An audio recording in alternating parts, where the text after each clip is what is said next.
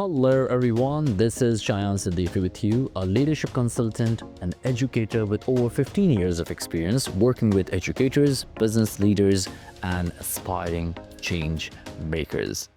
Today, we begin an exciting journey, one that's inspired by the legendary leadership expert John C. Maxwell and his book, The 21 Irrefutable Laws of Leadership. Maxwell's work has deeply influenced my understanding of leadership and in this series I will not only share his idea but also provide a deeper analysis from my own experience, something practical, personal and powerful. So let's dive into Law 1, the law of lid. So what is the law of lid? Maxwell says that leadership ability is the lid that determines a person's level of effectiveness. Think about it in this way. If your leadership ability is rated at 6 out of 10, then your effectiveness, whether in business, education, or any organization, will rarely exceed that number.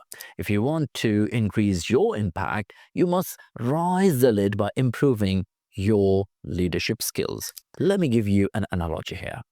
Imagine a glass jar with a lid. No matter how much potential the containers have, they cannot get out unless the lid is removed or lifted up. Leadership lid is the same. It either limits or liberates your effectiveness. This law is often underestimated. Many people believe talent alone is enough. Others believe that technical knowledge or years of experience will automatically make them better or great leaders. But let's pause here for a moment and I will ask you a critical question. Have you ever worked under someone who was skilled technically but poor at leadership? How did that affect the team or the organization? I have seen highly intelligent people fail to lead the teams. Simply because their leadership lid was too low. No vision, no empathy, and no ability to inspire others. The team suffered not because of their lack of knowledge, but because of their lack of leadership skills. I'll now share with you a real life example. Let's take two entrepreneurs, Sam and Priya. Sam is brilliant, he has got great ideas, but doesn't listen to others, cannot delegate, and often avoids tough conversations. On the other hand, Priya has average ideas, but she is coachable, she is empathetic, and knows how to build strong team. Fast forward 2 years, who is more successful? Tell me, think about it. It's an obvious thing. It's Priya. You know why? Because her leadership lid is higher. She knows how to scale, she knows how to communicate, and she knows how to multiply her influence. So what is the lesson here? Your success is directly tied to how well you lead, not just how much you know. There are some suggested strategies. Number 1, become self-aware. Identify your leadership gaps. Ask, where am I limiting my team's growth because of my own limitations? And it's an obvious thing. Every leader has got his own limitations, but you have to know and you have to ask this question to yourself. Number 2, invest in learnings. Read books, have mentors, listen to podcasts like this one, attend a workshop, but keep growing. Don't think that you have got the leadership title, you know everything. Number 3, get feedback. Ask your team, how can I serve you better as a leader? It's humbling, but it's very powerful. You know why? I have seen many leaders asking their teams, how can we help you? How can we support you? What support do you need from us? Let me tell you, when you say we, when you say us, that means subconsciously you're shifting your team from looking at you to looking at the organization. So now in this case, you are different, organization is different. Now it's very critical. People will look at you through the mirror of organization. How organization has treated them. Is it good or bad? How HR has treated them. Is it good or bad? How their salaries were set. Is it good or bad? How do they deal with the deductions? Is it good or bad? When you see we, they will look at you through the mirror of the organization. And if that mirror is dirty, if they have some bad experiences of dealing with that organization, it's an obvious thing. They will look at you as a leader, as a negative leader. They wouldn't like you at all.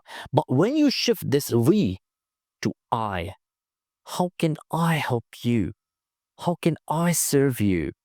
You're automatically developing a relationship, a personal relationship with your team. The team will look at you directly, not through the mirror of the organization. Team will look at you and they will tell you, yeah, actually we need help here. Can you help me here? It will also clarify where do you need to develop to help your team and support and lead. Number 3, lead before the title. Don't wait for the position. Leadership is about influence. It's not about the title. Now it's time to reflect with me, and I'll ask you a very critical question. On the scale of 1 to 10, now, how would you rate your current leadership ability? Now ask yourself, what would I take me to move from the number I have decided, might be 4, 5, 6, 7, to the next number? And let me share with you some interesting fact here. By now, I have conducted many leadership workshops, and honestly, I have never found any leader rating himself 3, 4, 5, 6. The most number I found is 8. Rare number I found is 7 and 9. Yeah, might be a little bit shy by giving them 10 out of 10, but yeah, 7, 8, and 9. And honestly, after having some discussions with them or having some consultation sessions with them, I realized that unfortunately they were on 2 or 3. And that's a real ugly truth. So be honest. If you really want to grow, be honest. Look at yourself in a mirror and evaluate yourself. How would I rate myself on the scale of 1 to 10? And if I'm rating myself 8, 9, 7, why am I rating myself this much high? If I am rating myself 4, 3, 5, why am I rating myself 4, 3, or 5? Because your team tells you exactly who you are. And once you determine your level of leadership, even 1 point can dramatically increase your influence. And here is my personal insight I would share with you, and there is no shame in it. Over the years, I have realized that my leadership lead was often lower than I thought. There was a time that I micromanaged people, I avoided feedbacks, and I didn't empower my team. It wasn't knowledge I lacked. It was leadership maturity I liked. The day I took responsibility for lifting my own lid, everything changed. My team performed better. Our culture improved and everything became quite better. We had more freedom. We had more innovative ideas. Law of lid is the starting point of your leadership journey. It teaches us that we want to lead more. We must grow more.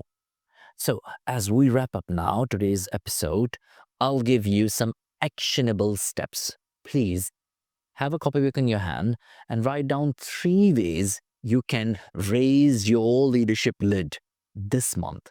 And let me tell you, Take small steps like delegating, like listening more podcasts, reading leadership book, or something very easy. In next episode, we will explore Law 2, the law of influence, where we will uncover why leadership is not about titles. It's all about your ability to make an impact. But until then, remember one thing. Your growth as a leader sets the ceiling of everything else. And literally from the core of my heart, thanks to John C. Maxwell for his timeless work, and thank you for being the part of this journey. If you found this episode valuable, don't forget to subscribe and share with fellow leaders who might need this message. Until next time, keep lifting yourself, keep lifting others. See ya.